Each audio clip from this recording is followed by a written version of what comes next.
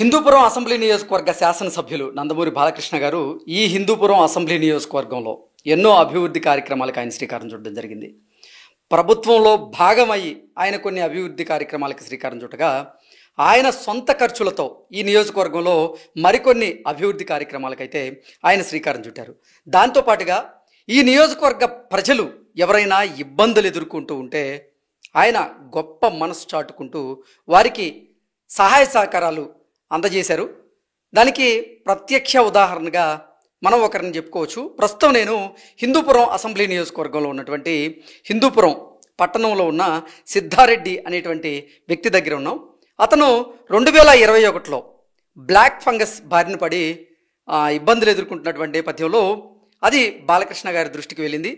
అప్పుడు నందమూరి బాలకృష్ణ గారు పార్టీలకు అతీతంగా సిద్ధారెడ్డి గారు అప్పుడు వైఎస్ఆర్సీపీలో ఉన్నారు. వైఎస్ఆర్సీపీలో ఉన్నప్పటికీ బాలకృష్ణ గారు నిజంగా గొప్ప మనసు చాటుకొని సిద్ధారెడ్డి గారికి ఆయన సహాయ సహకారాలను అందజేశారు. బసవతారకం ఇండో అమెరికన్ హాస్పిటల్లో సిద్ధారెడ్డి గారికి కావాల్సినటువంటి వైద్య సేవలు అన్నింటినీ కూడా అందజేసి ఆయనకు కావాల్సినటువంటి ఆర్థిక సహాయాన్ని చేశారు. అలాగే ఆయన పెద్ద కూతురు అమెరికా వెళ్లేందుకు కూడా నందమూరి బాలకృష్ణ గారు చొరవ చూపించారు. అలాగే తన చిన్న కూతురి చదువుకు సంబంధించి కూడా నందమూరి బాలకృష్ణ గారు సహాయ సహకారాలు అందజేసినటువంటి నేపథ్యంలో అసలు ఈ కుటుంబానికి నందమూరి బాలకృష్ణ గారు ఎటువంటి సహాయ సహకారాలు అందజేశారనేది వారి మాటల్లో తెలుసుకుందాం. ప్రస్తుతం సిద్ధారెడ్డి గారు మనతో ఉన్నారు, వారితో మాట్లాడదాం. సిద్ధారెడ్డి గారు నమస్తే అండి. నమస్తే సార్. నందమూరి బాలకృష్ణ గారు మీకు ఎటువంటి సహాయం చేశారు? నందమూరి బాలకృష్ణ గారు ఆయన మా సొంత ఫ్యామిలీ లాగా మాకి హెల్ప్ చేసినాడు సార్. నేను చావు బతుకుల మధ్యలో ఉంటే నా కూతురికి వాళ్ళకి కాల్ చేసి పిలిపించి బసవతారకం హాస్పిటల్లో చేర్చి మొత్తం అతనే ఖర్చులంతా భరించి నాకు బ్లాక్ ఫంగస్లో చనిపోతారని చెప్పినా కూడా నా ఆరోగ్యం బాగు చేసి ఇంటికి పంపించినాడు సార్. అంతేకాకుండా అట్లా అప్పుడు నా చేతగాని టైంలో నా చిన్న కూతురు కూడా గీతాంస్ కాలేజీలో చేర్చి ఫీజు కూడా తక్కువ చేర్చి ఈరోజు నేను ఈ స్టేజ్లో ఉన్నానంటే నా కూతురులో అమెరికాలో ఉందన్నా కూడా అంతా బాలకృష్ణ గారే కారణమని నేను చెప్తా ఉన్నాను సార్. ఓకే, అంటే మీకు వైద్య ఖర్చులకి ఎంతవరకు ఆయన సహాయ సహకారాలు చేశారు? అలాగే మీ కూతురు చదువు కోసం ఎంత సహాయం చేశారు? నా కూతురు చదువు కోసము 50,000 సంవత్సరానికి తగ్గించింది సార్. నాకైతే ఆరోగ్యం పరంగా ₹1 కూడా అంతా ఆయనే పెట్టుకున్నాడు సార్. ఓకే, ఎంత ఖర్చు అయింది మీకు అప్పుడు? నాకు సుమారుగా అప్పటికి 15 లక్షల పైన పెట్టినాడు అనుకుంటాను సార్. ఓకే, అంటే 15 లక్షల వరకు మీకు వైద్య సేవలు ఆయన అందించారు.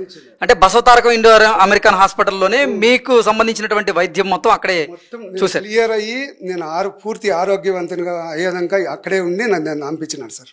ఓకే, అసలు బాలకృష్ణ గారి దృష్టికి ఎలా వెళ్ళింది అంటే మీకు బ్లాక్ ఫంగస్ వచ్చిందని? బ్లాక్ ఫంగస్ వచ్చిందని అప్పుడు నాకు అనంతపూర్లో చూపిస్తా ఉన్నాం సార్. మేము అనంతపూర్ గవర్నమెంట్ హాస్పిటల్ ఒకటే కదా. అప్పుడు నాకు తెలియదు సార్. అది నా కూతురు ఫ్రెండ్ వాట్సాప్లో ఏమో ఇది చేసినాడు అని చెప్పినారు సార్. అప్పుడు డైరెక్ట్ బాలకృష్ణ గారే నా కూతురుకు ఫోన్ చేసి ఆ ద్వారా నా తర్వాత హైదరాబాద్ పిలిపించుకున్నారు సార్. వెంటనే వచ్చేయండి అని. అంటే మీరు వైఎస్ఆర్సీపీలో ఉన్నారని తెలిసినప్పటికీ మీకు హెల్ప్ చేశారా సార్? వైఎస్ఆర్సీపీ మామూలుగా నా ఏ పార్టీ అని గురించి కాదు సార్. వచ్చేయండి, అర్జెంట్ వచ్చేయండి అని చెప్పినాడు సార్. మీరు వచ్చేయండి అన్నారు. మేము పోతే మాకు ఏం కావాలన్నా అతనే ఊరికి అందరికి ఫోన్ చేసి చెప్పడం మాతే లోపలికి పిలుచుకొని పోయినారు సార్ అంతా. ఓకే, మీకు క్యూర్ అయిన తర్వాత మీరు నందమూరి బాలకృష్ణ గారిని కలిశారు కదా, అప్పుడు ఏం చెప్పారు? ఏం లేదు సార్. ఎప్పుడు కలిసిన తర్వాత ఇంటికి పోయి ఇంటికి పిలిపించా సార్. ఇంట్లో తిరిగి మాకు రైల్వే స్టేషన్ కూడా అతను సారే బండి పంపించి తిరిగి మాకు ఇంటికి పంపించినాడు. తిరిగి రీసెంట్గా కూడా మామూలుగా ఫోన్ చేసి ఎట్లున్నారు ఏమని అందుకు విచారిస్తాడు సార్. ఓకే, అంటే మీ ఇంట్లో దేవుడి ఫోటోల పక్కన కూడా బాలకృష్ణ గారి ఫోటో పెట్టారు, కారణం ఏంటి? ఈ రోజు మేము ఈ పొజిషన్ లో ఉండేదానికి కారణం బాలకృష్ణ సారే సార్. వేరే చెప్పాల్సి నేను ఒకటి ఉండేది పోయింటే పిల్లల భవిష్యత్తు చదువు ఎవరు సార్ అదంతా ఆయన చూసుకున్నాడు. మరి అలాంటప్పుడు దేవునితో సమానమే కదా సార్. అంటే బ్లాక్ ఫంగస్ కి అసలు మందులు లేవు, అప్పుడు సరైనటువంటి వైద్య సేవలు కూడా ఎక్కడా లేవు. కానీ ఆయన మీకు ధైర్యం చెప్పి ఆయన హాస్పిటల్లో జాయిన్ చేయించి మొత్తం ఖర్చులన్నీ కూడా ఆయనే భరించినారు సార్. అది స్పెషల్ రూమ్ ఇచ్చి మా అమ్మకు కూడా ఒక రూమ్ సార్ బయట అందరికీ ఏం కావాలన్నా అతనే చూసుకోన్నారు. ఓకే.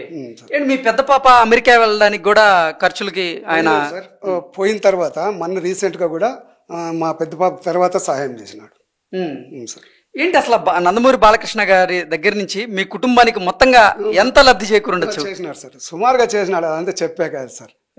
ఇప్పుడు ఆ పాప చదువు అయిపోయింది, చిన్న పాపది అయిపోయింది, అంతా ఆయన చేసిండేదే అనుకోవాలి సార్. ఇంకా ఓకే. మీ చిన్న పాప పేరు పవిత్ర సార్. ఓకే. పవిత్ర ఇప్పుడు చదువుకుంటున్న దాంట్లో బీటెక్ అయిపోయింది. మరి సార్ దృష్టికి తీసుకెళ్లారా? పోయింది సార్. ఆవిడ ఏం చెప్పారు? జాబ్ కూడా ఇప్పిస్తానని సార్ చెప్పినాడు మాకు. అయినా ఆమెకు జాబ్ వచ్చింది, కాకపోతే మేము అన్ని అడిగితే బాగుండాలని మేము కూడా అడగలేదు సార్. ఇంకా ఇప్పుడు మీ ఆరోగ్యం అంతా బాగుందా? నాకు అసలు ఆరోగ్య సమస్య లేదు సార్. ఓకే. మరి బాలకృష్ణ గారితో మాట్లాడడం కానీ కలవడం కానీ ఏదైనా చేస్తూ ఉంటారా? చేస్తాం సార్.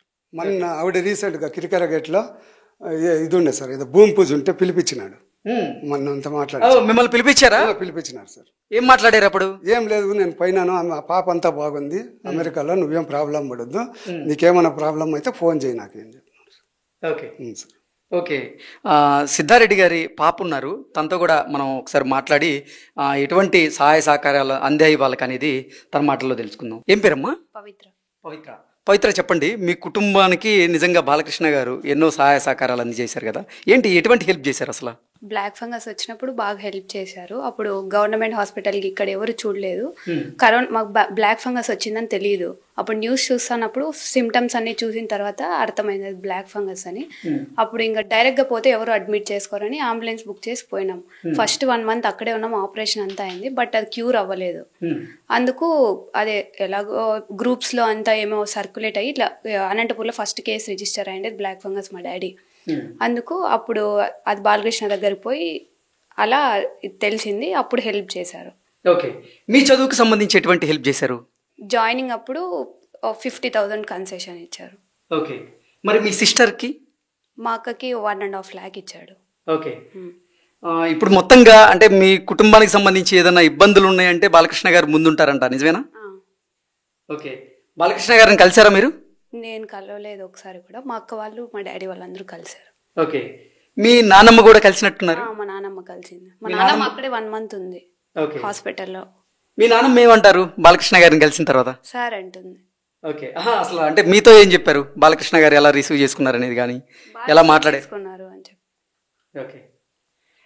సో అది నిజంగా పార్టీలకు అతీతంగా సిద్ధారెడ్డి గారి కుటుంబానికి అయితే నందమూరి బాలకృష్ణ గారు ఎన్నో రకాలుగా ఆర్థిక సహాయాన్ని అందజేశారు. అంటే ప్రభుత్వంతో సంబంధం లేకుండా అసలు తన వ్యక్తిగత ఖర్చులతో, ఆయన వ్యక్తిగత ఖర్చులతోనే ఇవంతా చేయడం జరిగింది. ఇలా సిద్ధారెడ్డి గారే కాదు, ఈ నియోజకవర్గంలో ఎంతో మందికి ఆయన సొంత ఖర్చులతో సహాయ సహకారాలు అయితే అందజేశారు. అలాగే అభివృద్ధి విషయంలో చూసుకున్నట్లయితే ఇక హిందూపురం అసెంబ్లీ నియోజకవర్గంలో 194 కోట్ల రూపాయలు వెచ్చించి ఈ వాటర్ ట్రీట్మెంట్ ప్లాంట్ని ఏర్పాటు చేశారు. మాతా శిశు సంరక్షణ వైద్యశాలను ఏర్పాటు చేశారు 20 కోట్లు పెట్టి. 23 కోట్ల రూపాయలు పెట్టి మార్కెట్ని నిర్మించారు. దాంతోపాటుగా గ్రామాల్లో చూసుకున్నట్లయితే సీసీ రోడ్ల నిర్మాణం జరిగింది. దాంతోపాటు 2800 టిట్కో ఇళ్లను నిర్మించి ఈ నిజంగా పేదలు ఎవరైతే ఉన్నారో వారికి, అర్హులు ఎవరైతే ఉన్నారో వారికి ఆ ఇళ్లను కూడా పంపిణీ చేసేటువంటి కార్యక్రమానికి బాలకృష్ణ గారి శ్రీకారం చుట్టారు. ఇలా 1 కాదు 2 కాదు హిందూపురం నియోజకవర్గంలో నిజంగా ఎన్నో అభివృద్ధి కార్యక్రమాలు అయితే జరుగుతూ ఉన్నాయి. సిద్ధారెడ్డి గారు, బ్లాక్ ఫంగస్ వచ్చినప్పుడు మీ కుటుంబ సభ్యులు భయపడ్డారా? భయపడ్డారు సార్. నేను ఇంకా బతుకునని అన్నటపూర్లో డాక్టర్లు నా కూతురికి చెప్తా ఉన్నారు. అప్పుడు బతికెళ్ళదని చెప్పారు సార్ వాళ్ళు. అసలు బతకలేదు సార్. చాలా మంది ఎదురుగా ఒక 150 జనాలు మొత్తం ఊరికే బ్లాక్ కవర్లో వేసేది కట్టేది పంపిస్తా ఉండేది. నాకు వెంటనే ఏమంటే కాల్ చేసి సార్ ఆ టైంకే రమ్మని అన్నారు. వెంటనే పోతేనే ట్రీట్మెంట్ ఇచ్చినారు. నాకు ఇంజక్షన్లు ఎక్కడి నుంచి తెప్పించినాడు అంత సార్ అనుకుంటే ఏం లెక్క తెప్పించి నాకు వెంటనే స్టార్ట్ చేసినారు. ఓకే. ఒకవేళ కనుక బాలకృష్ణ గారి సహాయ సహకారాలు అందకపోయింటే మీ పరిస్థితి ఏంటి సార్? మా పరిస్థితి ఇంకంతే సార్. ఇది మా ఫ్యామిలీనే ఇదైపోతాండే. 2 పిల్లలు చదువులు లేదు, ఏమీ లేదు సార్. ఇంకంతా వాళ్ళు ఏం చేస్తారు నేను లేకుండా ఉంది. ఏమంటే సార్ నేను వచ్చినా కూడా నాతో ఏం లేదు. తర్వాత కూడా పాపకి సీట్ కూడా గీతాంశలో చేర్చుకొని నా పెద్ద కూతురికి చెప్పినాడు. అతనికి పోయి వాళ్ళు యాక్చువల్గా ఎన్నే చేర్చుకున్నారు. అయితే ఇది కూడా తక్కువ చేసినాడు ఫీజు కూడా. ఓకే. సిద్ధారెడ్డి గారి అమ్మగారు అశోత్తమ్మ గారు మనతో ఉన్నారు, వారితో మాట్లాడదాం. అమ్మ బాలకృష్ణ గారు, మీ కొడుక్కి బ్లాక్ ఫంగస్ వచ్చినప్పుడు ఎటువంటి సహాయం చేశారమ్మా? బాగా చేసినారు సార్.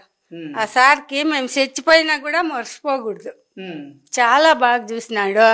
ఇంజక్షన్లు రోజుకి 30 ఇంజక్షన్లు వేసినాడు.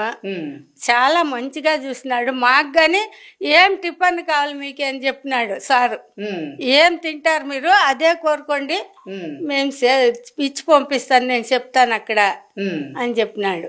ఓకే, అప్పుడు మీకు ధైర్యం చెప్పారా? బాగా చెప్పారు. ఏడొద్దండి, నేను మేలు చేపిస్తాను, మీ సార్ ఏం అనుకోవద్దండి, మీ సార్ ఉండాడు అనుకోండి అని చెప్పినారు. పాపం ఓకే, బాగా చూసుకోండి. ఆ తర్వాత మీరు బాలకృష్ణ గారిని చాలా సార్లు కలిసారంట కదా, మిమ్మల్ని ఆయన సినిమాలో కూడా యాక్ట్ చేయమని చెప్పి ఆయన అడిగారంట, నిజమేనా?